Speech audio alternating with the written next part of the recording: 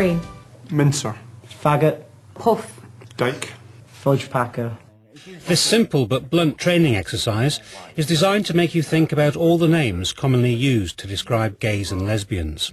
You soon realise that most are abusive and not a single one is positive. It would seem the language of the street and the playground doesn't have a good word for homosexuality. I got physically assaulted, I got smacked in the face, and I had my nose cut open. And people just don't deal with it. It's just seen as kids teasing other kids. You're working with, not all by any means, but many students who really, if they had a choice, wouldn't have someone like you in their school. As indeed a bunch of boys in London, when I was teaching in London a few years back, said to me, cornered me in the classroom at break time and said to me, "We don't want your sort in our school." These two victims were both forced out of education, one as a student, the other as a teacher, because of their sexuality. Others have lost a lot more. One study quoted by the DFES found that 50% of gay or lesbian pupils who had been bullied at school contemplated self-harm or suicide. A further study found that 20% had attempted suicide. An unknown number succeeded. In this programme we'll be examining how homophobic bullying can be challenged by confronting prejudice and changing attitudes. We'll be focusing on this school, which has developed a totally inclusive anti-bullying policy and promoted tolerance of all sexual orientations. We'll be looking at what goes into lessons and how members of staff are trained to deliver them. We'll be visiting this college where trainee teachers are taught to deal with issues surrounding sexuality and single-sex relationships in primary as well as secondary school. And we'll be hearing from the people for whom it's still too little and certainly too late. People pointed at me in the corridors and go, "Hey, that's that lesbian, isn't it?" Or they shout things like "dyke," or they shout as many taunts as they possibly can at you. I've had things thrown at me, anything they can get hold of really. I've had people kick me, I've had people spit at me, I've had people spit in my face, I've had physical abuse, I've had all sorts of things really. I've had it in lessons where teachers can see it, they just sort of shrug it off as something that's not happening. One particular boy, admittedly a very difficult boy that all teachers have problems with, made a very, very loud and aggressive homophobic outburst just because I told him off about something. And I snapped. I left the classroom, went to the staff room. I don't mind, I'm man enough, if I can put it like this, to say I don't mind saying I burst into tears in the staff room. I mean, I'm not just tearful, I just completely broke down. And I realised that there was more to life than putting up with this. And also, you know, the sense of helplessness that there were clearly boys who were on the receiving end of homophobic abuse and there was no support for them. And I was almost afraid to support them in case that was misunderstood. At Turton High School in Bolton, one lesson is devoted to the issue of bullying in Year 7 and another examines homophobia in Year 9. It was a difficult decision, but we felt the younger age group perhaps weren't ready for this Year 7, and we felt Year 9 perhaps were an age where they might be considering their own sexuality, and therefore that was important that we discussed it with that age group.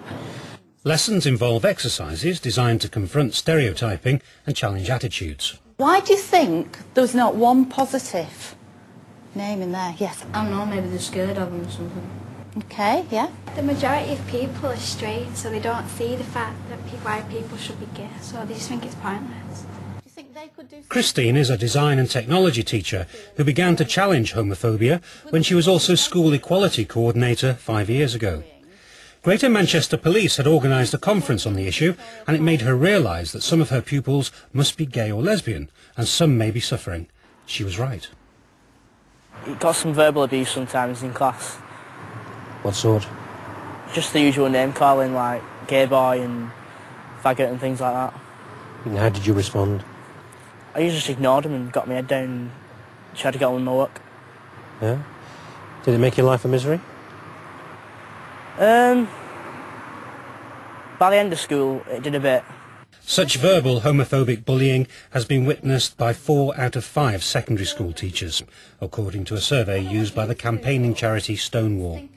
1 in 4 secondary teachers is aware of physical homophobic bullying. Few do anything about it. When I approached staff, they went around the subject and never mentioned homophobia. They were just like, oh, it's obviously just kids being kids. Kids always tease each other. Kids always call each other names. It's just general bullying. They mentioned bullying as a subject. They never ever mentioned homophobia, which is initially what I perceived it to be. Holly gained 6 GCSEs, but decided to leave education. She now works in a shop. Towards the end of my school years, the bullying just got so strong. It happened outside of school as well as inside of school. People targeting me on my way home, when I go out shopping. So I just couldn't tolerate the idea of going into college, going back into the same environment, having to come out all over again. That sort of situation just makes me uncomfortable. I'm now a retail assistant and I only work part-time hours because they don't do full-time hours. I don't earn a lot of money. I am not doing the career I want to be in, as I want to work in the music industry. So at the end of the day, homophobia has ruined my education. Okay, so if you just give you... Despite the figures and the evidence, Turton High School is one of only 6% of schools that has a fully inclusive anti-bullying policy. And then I want 10 people... Other activities include what's called stepping out.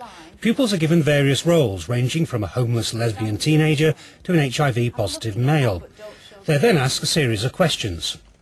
If you think yes could be the answer, you will step forward. If you think no is the answer, you would step back. Can you talk to your parents about your sexuality? Back for no. Question 2. Would you chat about your love life with a close friend? Sometimes there's a lot of giggling and a little bit them feeling sensitive or uncomfortable. We do have 1 or 2 pupils who are accepted as being gay, and therefore it's very important that the rest of the school environment, is sensitive to that. And finally, can you get married? Okay, that is brilliant. What I want you to do now is, one at a time, I'm going to ask you to read the person you are on your card. Okay. A gay football captain of a football team. A year 12 male with a boyfriend. A gay youth. A young gay Asian male. Okay, thank you. Right. I would have thought a lot of people, perhaps towards the back, are the ones who are the gay or lesbian ones. Is that generally correct? Yeah.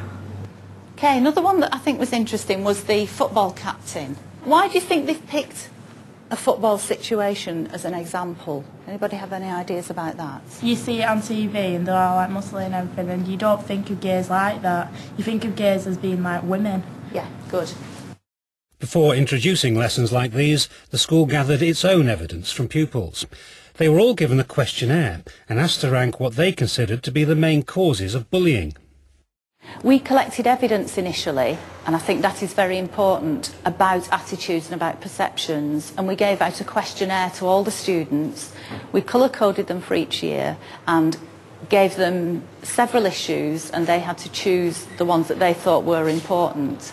We found that homophobic bullying came up second on the list after weight as an issue of concern. At the top of the list came weight and size, and then sexuality, ahead of skin colour, disability and religion in the top 5. Then came intelligence, fashion, hygiene, age and gender. Were you surprised it came up so high on the list? We were quite surprised that it came so high on the list, and it then gave us the impetus to go on and obviously tackle the issue. There was no doubt that pupils recognised the problem of homophobic bullying, but would parents? Their views were sought and invitations sent out to attend a meeting organised jointly by the school and Bolton Health Promotion.